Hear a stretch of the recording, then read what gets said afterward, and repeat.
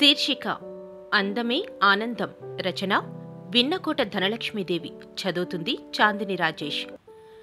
మబ్బుల పరదాలలో నుండి మత్తుమత్తుగా లోకాన్ని చూస్తూ ఒక్కసారిగా ఒళ్ళు విరుచుకుంటూ జగతిలో వెలుగురేఖలు నింపుతూ నింగిలో వెలుగు నీనుతున్నాడు వెలుగుల రారాజు సూర్యుడు. వెలుగు కిరణాలు కంటిమీద సూదుల్లా గుచ్చుకుంటున్నాయి. ఉవ్వెత్తున ఎగిసిపడుతున్న అలల సంగీతం అప్పుడే ఏం లేస్తాలే అనుకుంటుంటే ఇంతలో తల్లి మాణిక్యం, ఏంటమ్మో గౌరమ్మ, ఇంకా తెల్లారలేదేటి? దుప్పటి ముసుగేసుకుని తంగున్నావు, లెగమ్మా లే అంటూ మేల్కొలుపుతుంటే దిగ్గున లేచి కూర్చుంది గౌరి. వెంటనే గౌరి, అమ్మో ఇంత ఎలుగొచ్చేసిందే, అమ్మగారింటికి ఆలస్యమైపోయింది అంటూ గబగబా ముఖం కడుక్కొని స్నానం చేసి సూర్యుడికి దన్నం పెట్టుకుని చిలకలా ముస్తాబైంది. ఆనక ఇంటి పనులు చేయడానికి లక్ష్మిగారింటికి పరుగులాంటి నడకతో బయలుదేరింది. లక్ష్మి గబగబా వస్తున్న గౌరిని చూసి, ఏమ్మా గౌరమ్మ, ఆలస్యమైందేం అని అడిగింది. అందుకు గౌరి, ఆలస్యమైందమ్మా అని అనగానే, అదే నేనన్నదే నువ్వన్నావు, అదేం సమాధానమే అని అంది లక్ష్మి. ఆమె మాటకి నవ్వేసుకుంది గౌరి.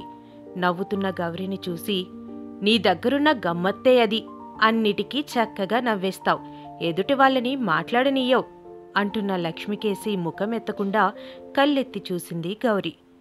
కళ్ళెత్తితే చాలు కనకాభిషేకాలు అన్న ఎంకిపాట గుర్తొచ్చింది లక్ష్మికి. ఆ కళ్ళలో కోటి కోటి కలలు కోరికలు కనిపించాయి లక్ష్మికి. ఏ క్షణాన గౌరి తనని కలిసిందో గాని ఆమె నిష్కాపట్యం, పవిత్రమైన ఆమె పట్ల పుత్రికా ప్రేమని కలిగించాయి. ఇంతలో గౌరి అమ్మగారు అని పిలవగానే ఆ అంటూ ఆలోచన నుండి బయటకొచ్చి, ఏమ్మా ఏంటి సంగతి అని అంది లక్ష్మి.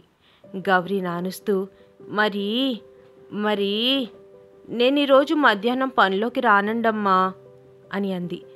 అలా అంటుంటే ఆమె బుగ్గలు ఎరుపెక్కడం, గోళ్ళు కొరుక్కోవడం లక్ష్మి దృష్టిని దాటిపోలేదు. లక్ష్మి తననే చూస్తూ, ఏమే సిగ్గుల మొగ్గ, ఇంతట్లోకి ఏమైంది, అలా మెలికలు తిరిగిపోతున్నావు, ఎందుకు రావో చెప్పొచ్చుగా అని అంది. గౌరి కళ్ళు టపటపలాడిస్తూ, ఊరికే అమ్మగారు అని అంది. లక్ష్మి ప్రేమగా, చెప్పవే బంగారం అంటుంటే, మరీ నాకు సంబంధం వాళ్ళు వస్తున్నారమ్మగారు అంటూ చెప్తూనే రివ్వున పారిపోయింది గౌరి. లక్ష్మి వెళుతున్న గౌరీనే చూస్తూ, అమ్మని సిగ్గు బంగారంగాను అంటూ నిండుగా నవ్వుకుంది. ఇల్లంతా హడావిడిగా ఉంది. అమ్మా నాన్న హడావిడిగా వింత ఆనందంతో పనులు చెక్కబెడుతున్నారు. తల్లి మాణిక్యం చక్కగా ముస్తాబు చేస్తుంటే బుద్ధిగా అలంకరించుకుంది. పెళ్ళికొడుకంటే ఒక క్రేజ్ కదా ఏ ఆడపిల్లకైనా, అలాగే పెళ్ళికొడుక్కి పెళ్లికూతురి పట్ల ఒక కుతూహలం. గౌరీ మనసులో సముద్ర కెరటాల తుల్లింత, ఒళ్లంతా పలవరింత. సమయం రానే వచ్చింది. సాయంత్రం 4 గంటలకు పెళ్లివారొచ్చారు. విందయింది. పరస్పరం ఒకరినొకరు చూసుకునే సమయం వచ్చింది. పెళ్లికొడుకు మోహన్ ముఖం వెలిగిపోయింది ఆనందంతో, అంత అందాన్ని ఒక్కసారిగా చూసి. కట్న కానుకలకు తల్లి మాట్లాడుతుంటే వారించేశాడు. దాంతో అక్కడేమీ అనలేక మగపెళ్లివారు సంబంధం వారికి అంగీకారమని తెలియజేశారు అప్పటికప్పుడే. గౌరి తల్లిదండ్రులకు ఆ సంబంధం నచ్చేసింది. ఆస్తిపాస్తులున్న సంబంధం, కుర్రాడు మంచివాడు అని. మాణిక్యం కూతురును, లే తల్లి గౌరీ అంటూ లోపలికి తీసుకెళ్ళింది. అంతే, కన్నీటి పర్వతం బద్దలైంది. కంగారుగా తల్లి, అదేమే తల్లి, ఏమైంది, ఒంట్లో ఎలా ఉంది, ఎందుకేడుస్తున్నావు అని అంది కాస్త నెమ్మదిగా. గౌరీ కరాఖండిగా, నాకీ పెళ్లి ఇష్టం లేదు అని అంది. గౌరీ తల్లి మాణిక్యం ఆందోళనగా, అదేంటమ్మా అలా మాట్లాడుతున్నావు, అన్ని విధాలా మంచి సంబంధం, కాళ్ళ దగ్గరకొచ్చిన సంబంధం కాదనకూడదు అంటూ నచ్చచెప్పే ప్రయత్నం చేసింది. గౌరీ వెక్కిళ్ళు పెడుతూ, బతుకు నాదే తల్లి, బతుకు నాది అని అంది. భర్త రామారావుతో విషయం చెప్పింది మాణిక్యం. రామారావుకు బిడ్డంటే ప్రాణం. ఆ పిల్లకు మనసు కష్టం కలిగే పని కల్లో కూడా చేయడు. ఆలోచిస్తున్నాడు వారికేం చెప్పాలా అని. ఆఖరికి తెగించి, అమ్మాయికి అప్పుడే పెళ్లి వద్దంటోంది, చిన్నపిల్ల, అందుకే కొన్నాళ్ళు ఆగాలనుకుంటున్నామండి అని అన్నాడు పెళ్లివారితో. చిన్నబోయిన ముఖాలతో వారు మరేమీ అనకుండా మర్యాదగానే వెళ్ళిపోయారు. పెళ్లి వాళ్ళు వెళ్ళిపోయాక రామారావు కూతురు దగ్గరకొచ్చి, ఇష్టం లేనప్పుడు ముందే చెప్పొచ్చు కదమ్మా, తీరా చూపుల దాకా వచ్చాక ఈ విషయం చెప్పావు, ఎందుకిలా చేశావు అని చిన్నగా అడిగాడు. ఏమీ మాట్లాడలేదు గౌరీ. మళ్ళీ అతనే అనునయంగా, చెప్పమ్మా, ఎందుకని? మళ్ళీ ఇలాంటి సమస్య రాకూడదు, ముందు ముందు నీ బాధ ఏంటో చెప్పు అని అన్నాడు. తండ్రి అడిగేసరికి గౌరీ ఏడుస్తూ, నాకు భయమేస్తోంది నాన్న, అతన్ని చూస్తుంటే నల్లగా భయంకరంగా ఉన్నాడు. నన్నందరూ మల్లె మొగ్గలా ఉన్నావు అంటారు కదా నాన్న, అతనికి నాకు ఎలా కుదురుతుంది అని అంది. పెళ్లి కొడుకు నచ్చలేదన్న విషయం అర్థమైంది తండ్రికి. ఏమీ మాట్లాడలేక అక్కడి నుండి వెళ్ళిపోయాడు.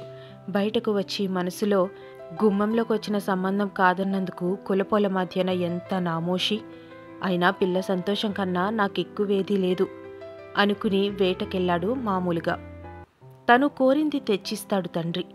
అత్యంత గారాబు బిడ్డ గౌరీ ఆ తండ్రికి. తండ్రంటే దేవుడే, మా నాన్నంత మంచోడు లేడు అనుకుంటుంది గౌరీ ఎప్పుడూ. రోజూ ఏదో కూనిరాగాలు తీసుకుంటూ పని చేసుకుంటూ పోయే గౌరీ చాలా సైలెంట్గా పనిచేసుకుంటుంటే లక్ష్మి కాస్త విస్తుపోయింది. నిన్న తూనీగలా పరుగులు తీసిన పిల్ల వడిలిపోయిన కలువ పువ్వుల్లా ఉంది రోజు.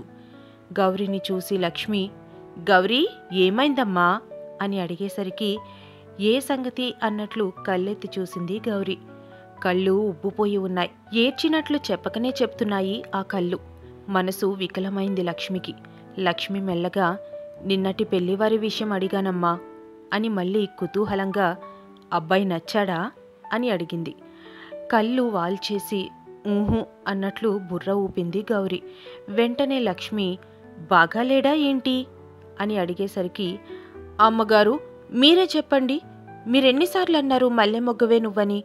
అట్టాంటిది తుమ్మ మొద్దులా ఉన్నాడమ్మా, భయమేసింది నాకు అతనితో ఎట్టా కుదురుతుంది, అందుకే అమ్మా నాన్నకి చెప్పేశా నాకీ పెళ్ళి ఇష్టం లేదని అంటూ జరిగిన సంగతి చెప్పింది గౌరీ. గౌరీ చెప్పిందంతా విన్న లక్ష్మి, అవునే, మీ అమ్మ వాళ్ళన్నది కరెక్టేనే, నలుపు తెలుపులో ఏముంది, ఆస్తిపరుడు గుణవంతుడు అయ్యుండాలే, ముఖ్యంగా భర్తన్నవారు. చిన్నపిల్లవి, నలుపులో కూడా కళ ఉంటుంది, సరిగ్గా చూసావా అబ్బాయిని అని అడిగేసరికి, నాకు నచ్చలేదంతే, నచ్చలేదంటే నచ్చలేదు అని అంటున్న ఆమె మాటలో పసితనం కూడా ఉంది ఓ క్షణం.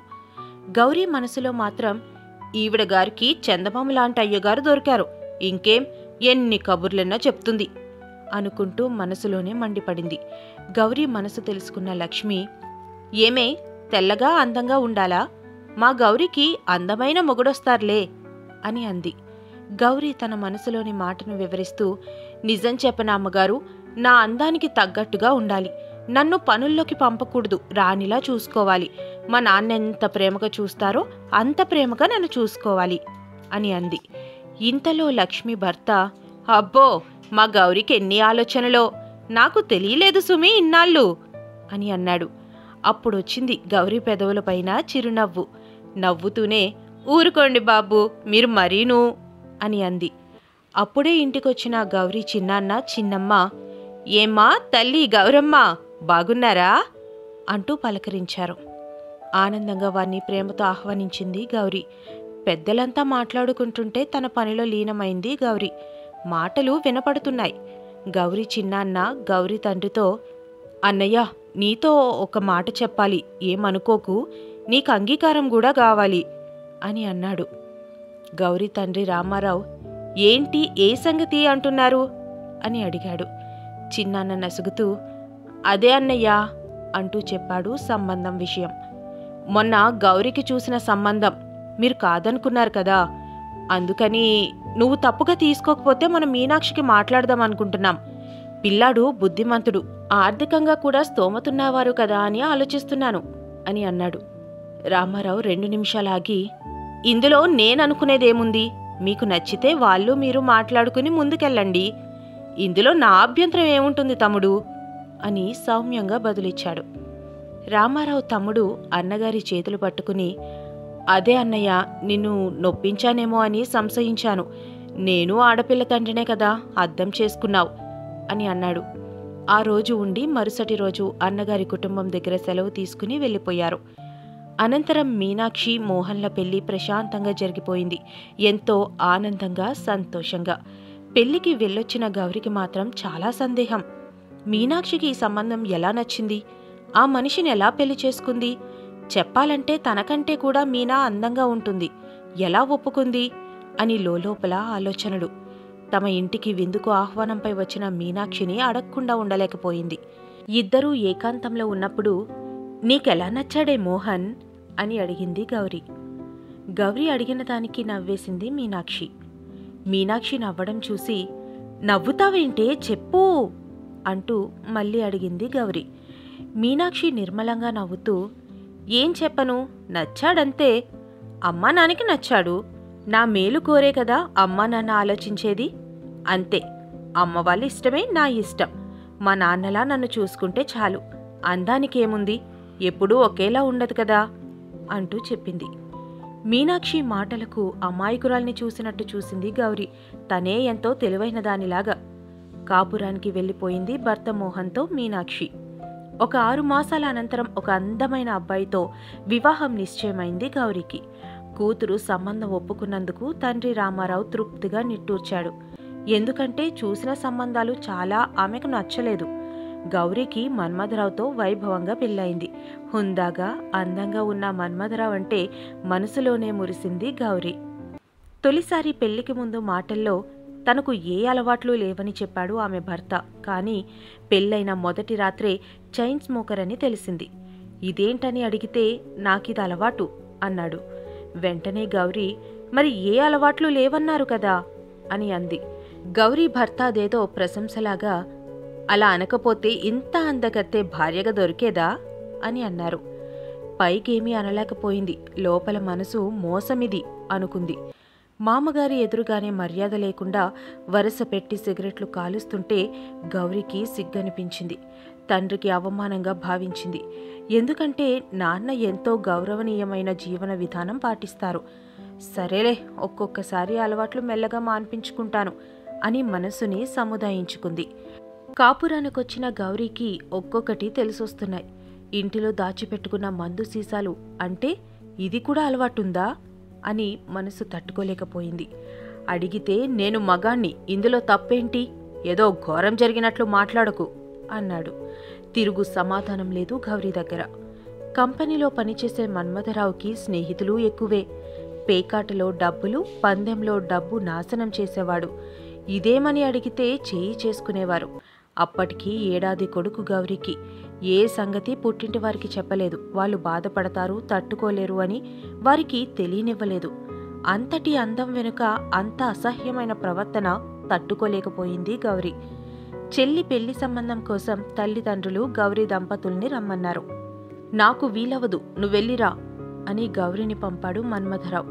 పుట్టింటికొచ్చిన గౌరికి కాస్త మనశ్శాంతి అనిపించింది. అబ్బాయి బుద్ధిమంతుడు, వ్యాపారంలో ఉన్నాడు. తల్లిదండ్రులు ఎంతంటే అంతనే పద్ధతి చెల్లెలిది. చెల్లికి సంబంధం కుదిరింది. తను గతంలో పనిచేసిన అమ్మగారు లక్ష్మిగారింటికి బయలుదేరింది గౌరీ. చాలా రోజులైంది చూసి అని. కాస్త మనస్సు విప్పి మాట్లాడుకుందాము, గుండె బరువు తీర్చుకోవాలని కొండంత ఆశతో. లక్ష్మిగారిని చూస్తూనే నీరైపోయింది గౌరీ. రూపురేఖలు లేవు. చూస్తూనే దుఃఖంతో బావురమంది గౌరీ.